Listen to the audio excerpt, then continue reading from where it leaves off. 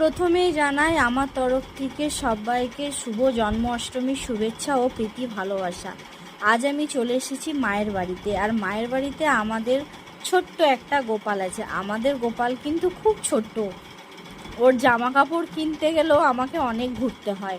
তো যাই হোক, গোপু সোনাকে আমি এখন ঘি মধু দুধ দিয়ে স্নান করিয়ে নিচ্ছি। আর বেশি স্নান করানো যাবে না, যেহেতু ঠান্ডা লেগে যাবে। তারপর ওকে খুব তাড়াতাড়ি আমি তুলে নিয়ে গা হাত পা ভালো করে মুছিয়ে দিয়েছি, যেহেতু ও নতুন জামা পরবে। আজ কিন্তু ওর জন্য সব কিছুই আমি নতুন নিয়ে এসেছি গোপু সোনার জন্য। গোপু সোনা নতুন জামা কাপড় পরতে কিন্তু খুব ভালোবাসে। আর নতুন জিনিস পরতে কার না ভালো লাগে বলো, সবারই ভালো হয়। যেহেতু খুব ছোট তো তাই এবারে গোপু সোনা বড় আসতে চাইছে। আর যেহেতু আজকে গোপু সোনার জন্মদিন, ওকে তো একটু ভালো করে সাজাতেই হবে বলো।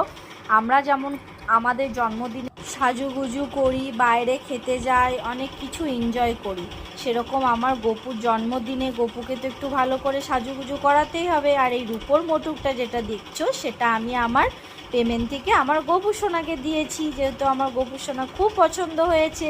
একটু বড় হয়ে গেছে তাই মুখটা ঢেকে যাচ্ছে। তো চলো, অনেক কথাই হলো। আর আমার গোপু সোনা রেডি হয়ে দোলনায় বসে পড়েছে। তো আমার গোপু সোনাকে কেমন লাগছে অবশ্যই কমেন্ট করে জানিও। টাটা।